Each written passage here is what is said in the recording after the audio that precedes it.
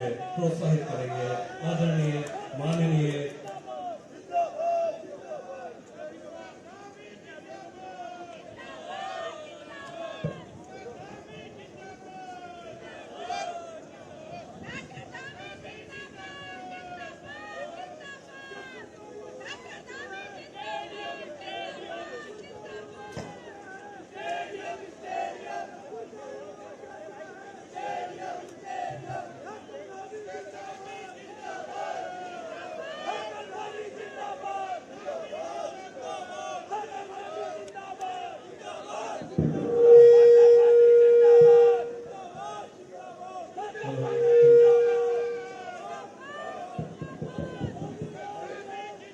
भारत माता की, भारत माता की,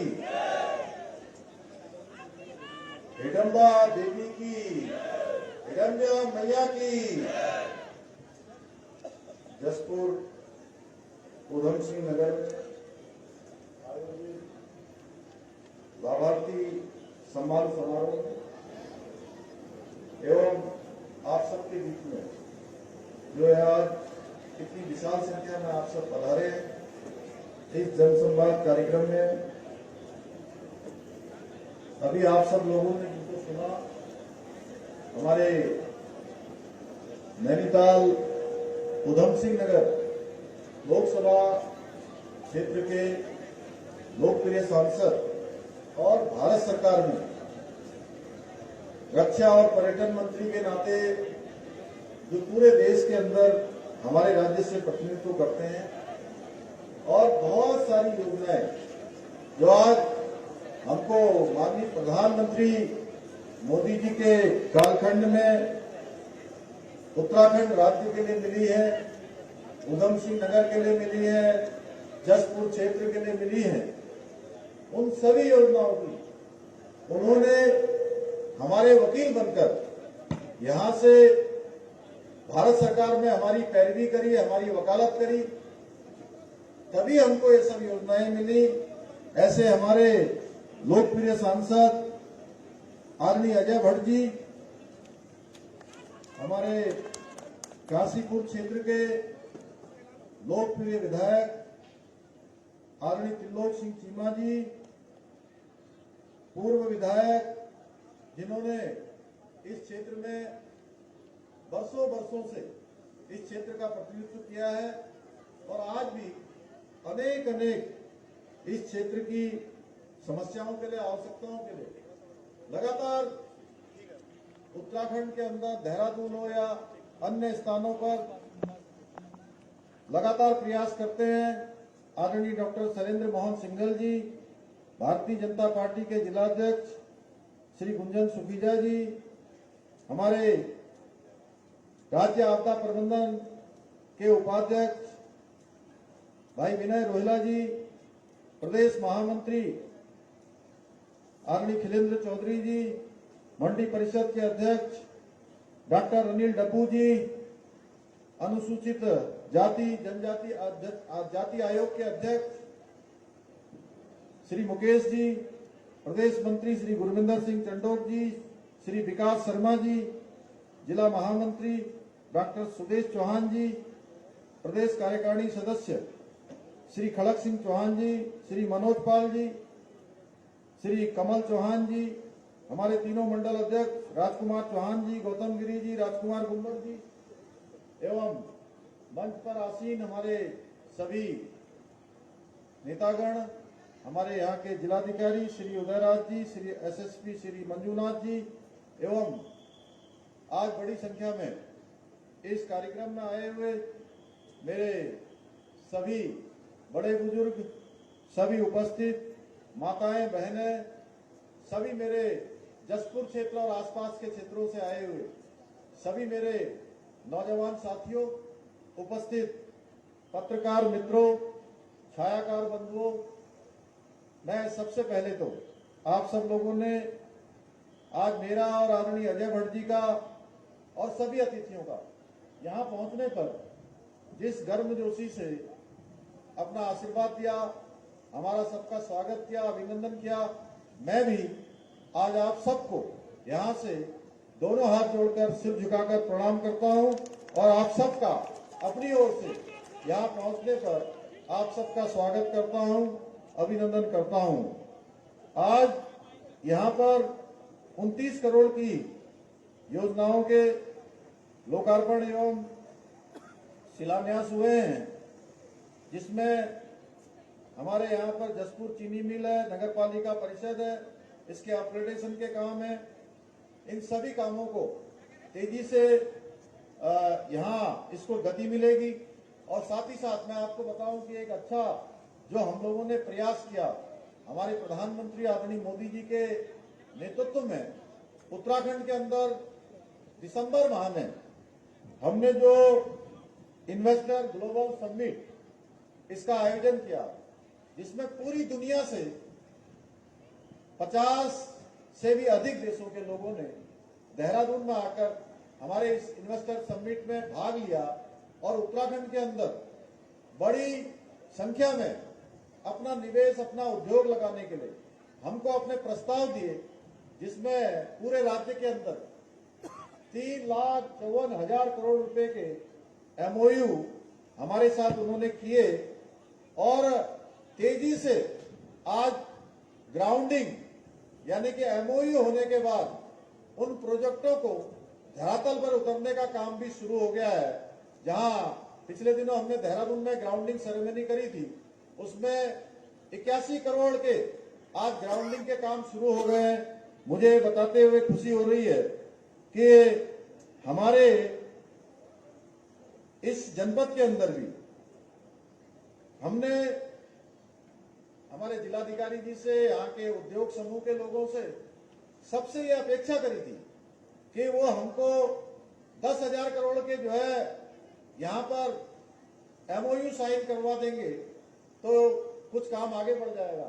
लेकिन मैं बधाई देना चाहता हूँ यहाँ की पूरी टीम को, यहाँ के हमारे उद्योग समूह के सभी मित्रों को, कि उन्होंने जो हमने 10,000 करोड़ का जो लक्ष्य रखा था, वो एमओयू हमारा लगभग 25,000 करोड़ पहुंच गया। और 25,000 करोड़ में से भी आज जब मैं यहाँ पहुंचा तो 18,000 करोड़ के ग्राउंडिंग के काम आज शुरू हो गए हैं।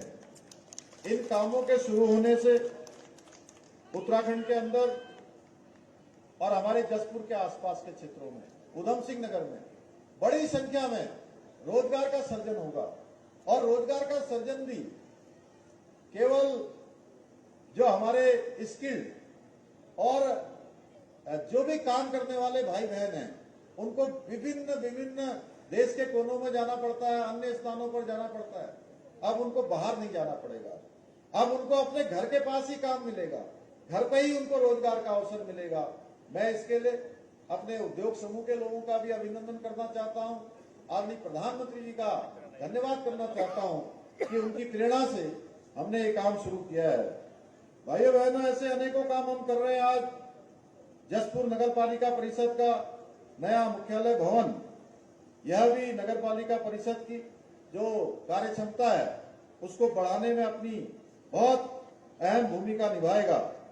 और इसके बनने से नगर पालिका परिषद आप लोगों के लिए पहले से भी और अच्छे तरीके से और अच्छे सुविधा देने का काम करेगी, समस्याओं का समाधान करने का काम करेगी। भाइयों बहनों, ये जसपुर से मेरा बहुत लगाव है और मैं वर्षों से जब भी मैं देहरादून जाता था, हरिद्वार जाता था, तो कोई ऐसा मेरा चक्कर नहीं होता था जाने में जिस बार मैं जसपुर में न रुकता हूं। जसपुर मेरे लिए बिल्कुल अपने घर जैसा है। और मैं सच बताऊं तो आज शैलेंद्र मोहन सिंघल जी जब यहाँ बोल रहे थे तो मैं सचमुच सोच रहा था कि मैं उस समय चुनाव के समय में आया था, चुनाव से पहले 2022 के, लेकिन मुझे लग रहा था कि मैं वास्तव में पता नहीं कितने दिनों बाद आज जसपुर आ रहा हूं और आप सब लोगों के बीच में आकर सच में मैं बहुत भावुक हो गया जब मैं आ रहा था। इस समय जिस प्रकार से हमारे बड़े बुजुर्ग माताएं बहनें जिस प्रकार से अपना आशीर्वाद देने के लिए रास्तों में खड़े थे, मैं उन सबका धन्यवाद करना चाहता हूं। निश्चित रूप से आप सबके द्वारा दिया जाने वाला यह आशीर्वाद हमको एक नई ऊर्जा देता है, नया उत्साह देता है और ये ऊर्जा जसपुर समेत पूरे उत्तराखंड राज्य को आगे बढ़ाने के लिए, जैसा डॉक्टर सिंघल साहब कह रहे थे, हमारे आदरणीय अजय भट्ट जी ने बहुत विस्तार से बातें बोली हैं कि आज बहुत सारे काम हमने उत्तराखंड के अंदर इस प्रकार से शुरू कर दिए हैं, या बहुत सारे हमने निर्णय ऐसे ले लिए हैं कि वो निर्णय आज वास्तव में, जैसे उत्तराखंड हमारे यहाँ से देवभूमि से गंगा निकलती है और गंगा जी निकलकर संपूर्ण भारत को जल जीवन देने का काम करती है, उसी प्रकार से जो हम निर्णय ले रहे हैं, जो कानून बना रहे हैं, वो सबके लिए एक आदर्श स्थापित होते जा रहे हैं। चाहे वो आज हमारी बहनें जो बड़ी संख्या में आती है, और विशेषकर हमारी मुस्लिम बहनें, जब मैं किसी कार्यक्रम में जाता हूं तो बड़ी संख्या में आती हैं और सब धन्यवाद करती हैं कि ये कानून आप लेकर आए। चाहे आज नकल का कानून हो, जो नकल का कानून हमने बनाया, वह कानून भी एक मील का पत्थर है, पूरे देश के अंदर उसकी चर्चा होती है। मेरे सिख भाई इतनी बड़ी संख्या में बैठे, यहाँ भी खड़े हैं, वहां भी खड़े हैं। हमने लंबे समय से आनंद कारज, जो विवाह मैरिज एक्ट की आवश्यकता थी, वह भी जो बहुत पहले बन जाना चाहिए था, वह आनंद कारज मैरिज एक्ट भी हमने बनाया है। भाइयों बहनों, मैं यहाँ पर यही कह सकता हूँ कि जसपुर हमारी प्राथमिकताओं में है और जसपुर के विकास के लिए हम कभी पीछे नहीं हटेंगे, हमेशा इसके विकास को प्राथमिकता देंगे। मैं पिछली बार भी जब आया था तो यहाँ पर 16 करोड़ रुपए के विकास कार्यों का लोकार्पण शिलान्यास किया था, जिसमें पेयजल की परियोजनाएं थी, सड़क का निर्माण शामिल था। उसके बाद अनेक योजनाएं हमने अभी स्वीकृत करी हैं और बहुत सारे प्रस्ताव आए हैं, उनको भी हम आगे बढ़ा रहे हैं। अभी जसपुर से अफजलगढ़ और गाजियाबाद होते हुए हरिद्वार के लिए सीधी सड़क बनाने का काम भी तेजी से चल रहा है। जसपुर में स्टेडियम के लिए जो जमीन है, उसको ढूंढने का काम पूरी सक्रियता के साथ किया जा रहा है। जल्दी यहाँ पर जैसे ही हमको जमीन मिल जाती है, हम जसपुर में स्टेडियम बनाया जाएगा। मैं आज यह भी इस अवसर पर कहना चाहता हूं, क्योंकि लंबे समय से इसकी मांग है। पिछली बार मैंने घोषणा की थी कि हल्दू वासवाऊ स्थित मां हिडम्बा देवी के मंदिर का सौंदर्यीकरण किया जाएगा। आप सबको ये जानकर हर्ष होगा कि मां हिडम्बा देवी की कृपा से मंदिर के सौंदर्यीकरण के लिए भी 42 लाख रुपए की जो धनराशि है वो स्वीकृत हो गई है। भाइयों बहनों, आज आप सबका ये जो उत्साह है, जो उमंग है, जो आपका प्यार है, ऐसे माहौल को देखकर ये माहौल अच्छे से बता रहा है कि वास्तव में हमारे प्रधानमंत्री मोदी जी के नेतृत्व में आज देश चहुमुखी विकास की ओर जा रहा है और जो योजनाएं हैं, उन योजनाओं का लाभ हर एक व्यक्ति को मिल रहा है। हमारी सरकार ने युवाओं से लेकर बुजुर्गों तक, माताओं बहनों से लेकर बच्चों तक हर वर्ग के लिए अनेक योजनाएं, कल्याणकारी योजनाएं लागू की है। हमने स्वास्थ्य, शिक्षा, रोजगार, महिला सशक्तिकरण और किसानों का उत्थान सुनिश्चित करने की योजनाएं शुरू की है। हमारी एक सोच है कि हम प्रदेश के हर उम्र के लोगों की हर कदम पर मदद करें, उनके साथ खड़े रहें, चाहे वो कोई भी वर्ग हो, हमारी मातृशक्ति हो, हमारे बुजुर्ग हो, हमारे नौजवान हो, जो काम करना चाहते हैं, उन सभी के लिए हम काम कर रहे हैं। इसलिए एक बच्चे के पैदा होने से लेकर एक बुजुर्ग व्यक्ति तक हर उम्र के लोगों के लिए अलग अलग जन कल्याण की योजनाएं संचालित की जा रही हैं। वर्तमान में उत्तराखंड के अंदर बच्चे के पैदा होने से लेकर मुख्यमंत्री महालक्ष्मी योजना, खुशियों की सवारी, मातृत्व वंदना योजना सहित कई योजनाओं के जरिए बच्चे और मां बेहतर स्वास्थ्य, बेहतर जीवन उनको सुनिश्चित किया जा रहा है। बच्चों के बड़े होने पर अच्छी शिक्षा इस बार हमने छात्रों के लिए कई, चाहे वो कक्षा 6 से लेकर 12 तक हो या उच्च शिक्षा में विश्वविद्यालय महाविद्यालय में पढ़ने वाले बच्चे हों, उनके लिए हमने छात्रवृत्ति प्रारंभ की है। शोध करने वाले लोगों के लिए भी हमने छात्रवृत्ति की व्यवस्था की है। बालिकाओं के शिक्षा के प्रति हमने विशेष रूप से हमारी बालिकाओं को पढ़ने के लिए प्रोत्साहित हों, वो आगे आए, और उनके लिए भी हमने कक्षा 9वीं की बालिकाओं को आज साइकिल भी दी जा रही है। ये योजना भी हम लाए हैं। इसके साथ ही 12वीं पास करने वाली जो बालिकाएं हैं उनको नंदा गौरा योजना के तहत 50,000 रुपए की धनराशि भी प्रदान की जा रही है। भाइयों बहनों, हमारी सरकार युवाओं को अधिक से अधिक रोजगार मुहैया करवाने पर मजबूती से कार्य कर रही है। सभी सरकारी विभागों में जो रिक्त पद है उन रिक्त पदों को भरने की प्रक्रिया की जा रही है। इसके साथ ही विभिन्न रोजगार मेलों के माध्यम से आप देख रहे होंगे, आज भी मैंने पंचायती राज विभाग, बाल विकास और आबकारी विभाग, इन विभागों में आज यहाँ आने से ठीक पहले नियुक्ति पत्र प्रदान किए हैं। और ऐसा कोई दिन नहीं होता है जिस दिन किसी न किसी विभाग के जो हमारे चयनित अभ्यर्थी होते हैं उनको नियुक्ति पत्र न दिए जाते हों।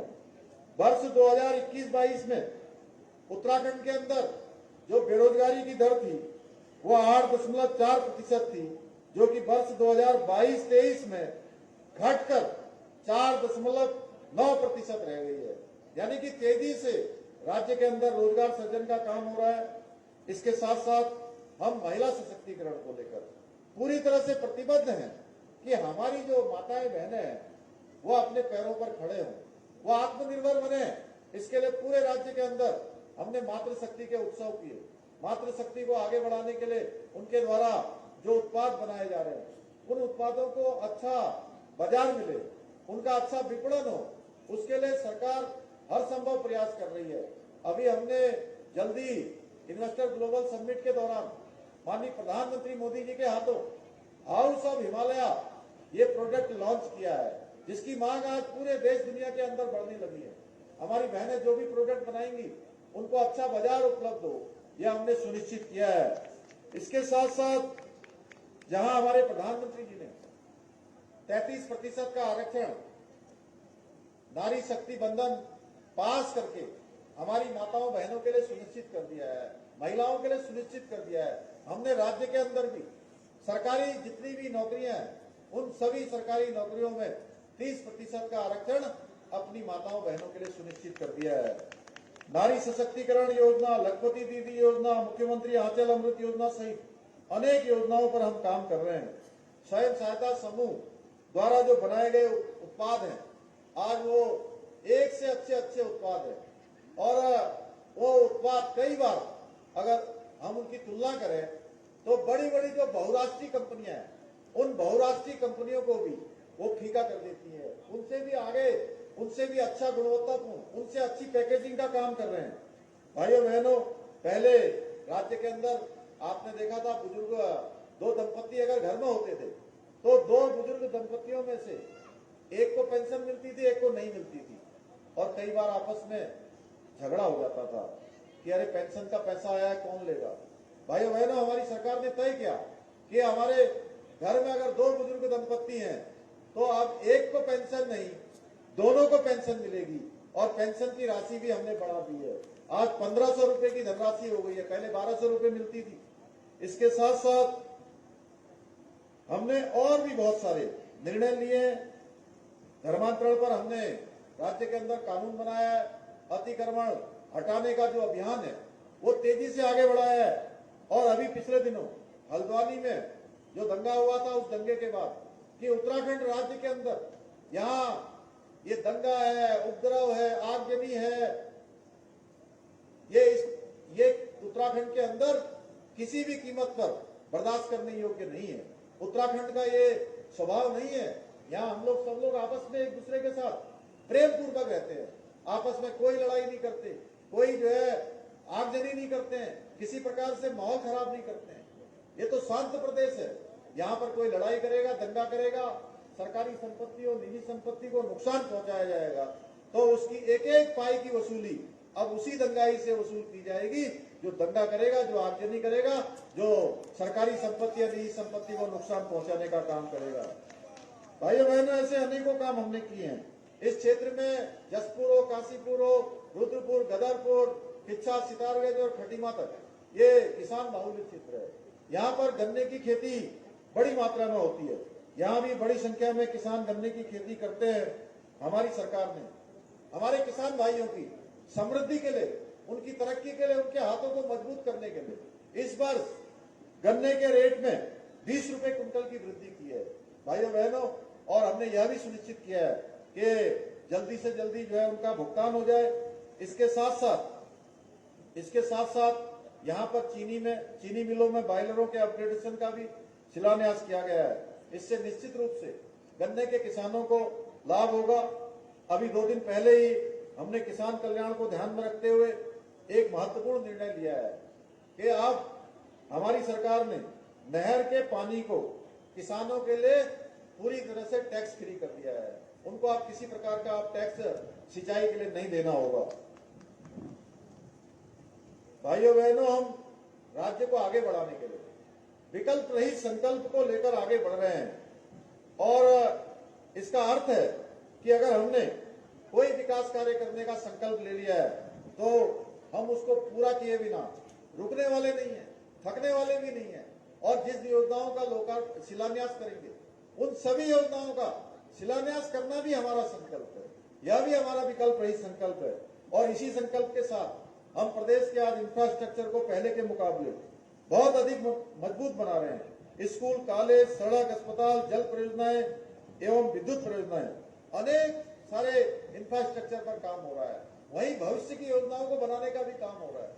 अभी डॉक्टर सिंघल साहब यहाँ से कह रहे थे कि ये जो काशीपुर से धामपुर की रेल लाइन है उसके लिए भी बहुत पैरवी करी हम लोगों ने।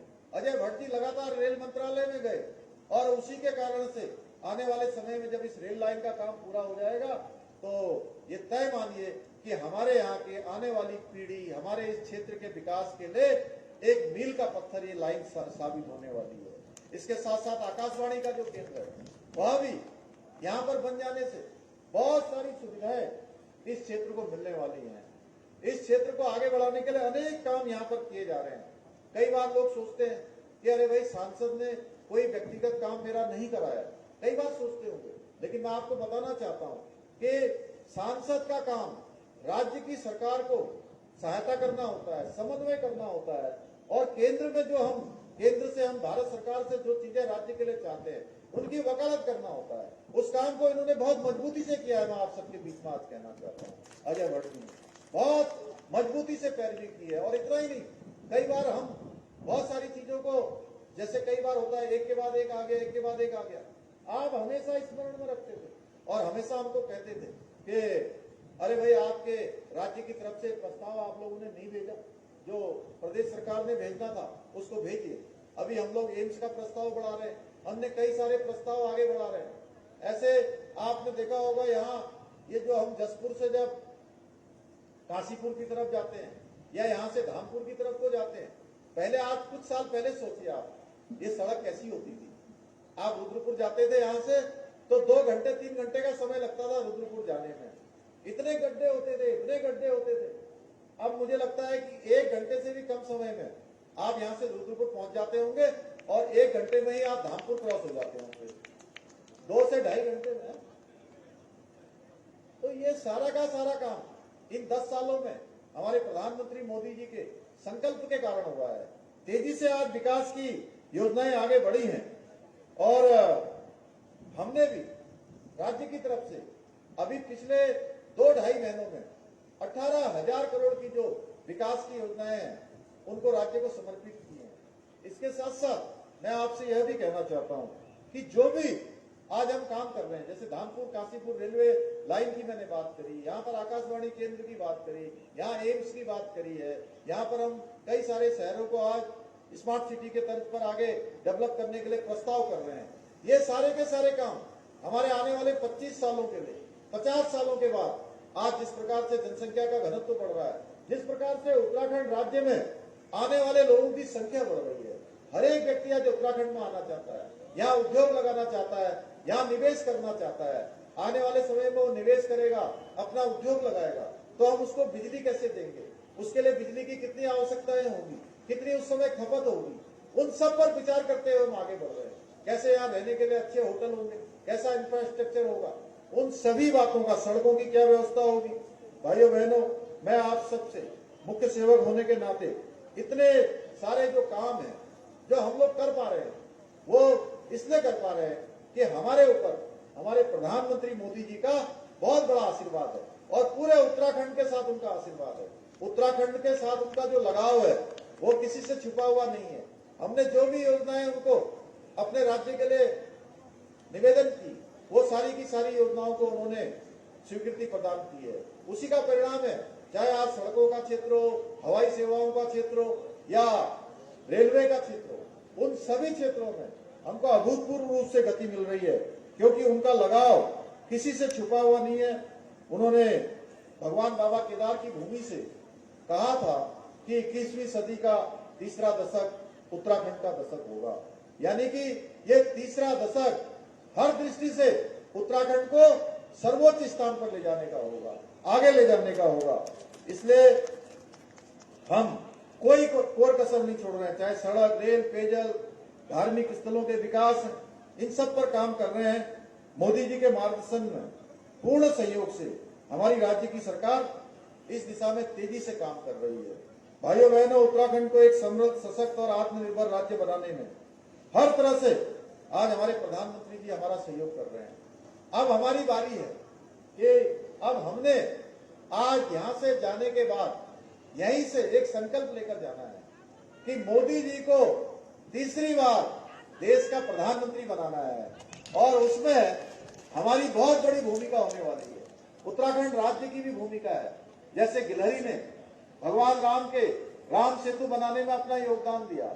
आप सबको पता है कि जब भगवान राम सेतु का निर्माण कर रहे थे, उस समय बड़े बड़े इंजीनियर उनके नल, नील, अंगद, जामुन, हनुमान, सब कोई लकड़ी ला रहा था, कोई सरिया ला रहा था, कोई ईंट ला रहा था, कोई गारा ला रहा था और राम सेतु का निर्माण कर रहा था। दूर खड़ी हुई गिलहरी ये देख रही थी कि इतना महान कार्य हो रहा है, भगवान राम सेतु का निर्माण करवा रहे हैं, मेरी इसमें क्या भूमिका हो सकती है। उसने देखा कि जब वो राम सेतु का निर्माण हो रहा है तो कुछ छिद्र ऐसे हैं जहां से पानी निकल रहा है, वो छिद्र बंद नहीं हो रहे थे। तो उसने सोचा कि इन छिद्रों का बंद करने का ये दायित्व तो मेरा है, मुझे भी इसमें भूमिका निभानी चाहिए। और गिलहरी ने पानी में डुबकी लगाती है, समुद्र में डुबकी लगाती है, अपने आप को भिगाती है और बालू में लेट-पोट होकर उन छिद्रों को बंद करने का काम करती है। उसी प्रकार की भूमिका हम सब लोगों को भी, हमारे प्रधानमंत्री मोदी जी को तीसरी बार प्रधानमंत्री बनाने के लिए इस महायज्ञ में हम सबको अपनी आहुति देनी है, अपना योगदान देना है और एक बार फिर से उनको देश का प्रधानमंत्री बनाना है। क्योंकि हमारा देश पिछले 10 सालों में आज दुनिया का सिरमौर बन गया है। आज देश के अंदर रहने वालों का सीना तो गर्व से चौड़ा है ही है, लेकिन विदेशों में रहने वाले जो भारतीय हैं उनका सीना भी गर्व से चौड़ा है। क्योंकि मैं पिछले दिनों इंग्लैंड गया था, मैं पिछले दिनों दुबई और आबू धाबी के इन्वेस्टर समिट के संबंध में इन्वेस्टरों को आमंत्रित करने के लिए गया था। वहां मैंने देखा किस प्रकार से आज हमारे देश का मान सम्मान पूरी दुनिया के अंदर बढ़ा है। आज जो एक दूरी होती थी विकसित देशों के और भारत के बीच में, उस दूरी को समाप्त करने का काम, उस दूरी को कम करने का काम किसी ने किया है तो हमारे प्रधानमंत्री मोदी जी ने किया है। भाइयों बहनों, आज हर क्षेत्र में हम आगे बढ़ रहे हैं। तो इसलिए आज अजय भट्ट जी भी यहाँ है, संजोग हमारे बीच में ही, इन्होंने अपना निवेदन आपसे कर लिया। मैं भी इनके लिए आपसे निवेदन करने के लिए आया हूँ कि मोदी जी को तीसरी बार प्रधानमंत्री बनाना है तो अजय भट्ट जी को यहाँ से, इस क्षेत्र से बहुत बड़े अंतर से जसपुर का भी एक इतिहास बनना चाहिए। इस बार ये जसपुर का भी एक इतिहास बनना चाहिए कि जसपुर क्षेत्र के लोगों ने, हम कहेंगे कि भाई डॉक्टर सिंघल साहब, हमारे नेतागण यहाँ बैठे हैं, कि अगली बार जब यहाँ का जिस दिन परिणाम खुल रहा हो उस दिन पहले से ही हम कहें कि जसपुर में तो इस बार सारे कीर्तिमान ध्वस्त हो गए। एक तरफा जसपुर के लोगों ने इधर से भी उधर से भी जो है केवल कमल ही कमल खिला दिया, केवल कमल ही कमल खिला दिया।